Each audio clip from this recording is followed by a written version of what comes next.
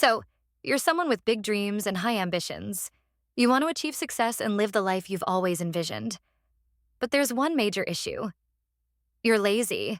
You know exactly what steps you should be taking, but you don't follow through, leaving you feeling guilty because, deep down, you're aware you're capable of so much more. This guilt slowly piles up, day after day, week after week, and eventually, month after month, until it turns into acceptance. Then, when the new year rolls around, you find yourself staring at the same goals from the year before.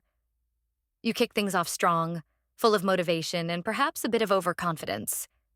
But before you even realize it, procrastination sneaks in, kind of like that one relative who always shows up without an invitation. This procrastination becomes a pattern, a cycle of laziness that repeats daily. And soon you've convinced yourself that being lazy is just who you are. So, how do we break this cycle and escape the grip of procrastination? Sure, there are countless videos online addressing procrastination, but most of them focus only on the surface level symptoms. Things like uninstalling social media apps or cutting out distractions. While these might work in the short term, they don't actually tackle the deeper problem, the root cause of procrastination. And that root cause can be summed up in a single word: inertia.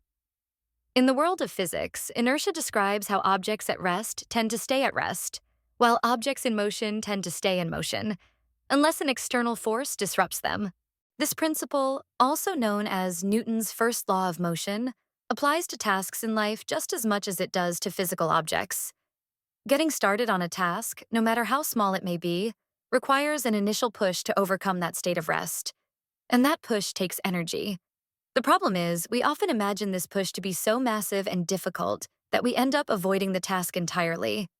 Instead, we turn to quick, easy distractions that provide a hit of dopamine. To truly overcome procrastination, we need to first break inertia. And there are two simple yet powerful ways to do this. First, the hardest part of any task is simply starting. So make that first step as easy as possible by lowering the stakes. Instead of saying, "I'm going to write a 5,000-word essay," tell yourself, "I'll just write 50 words."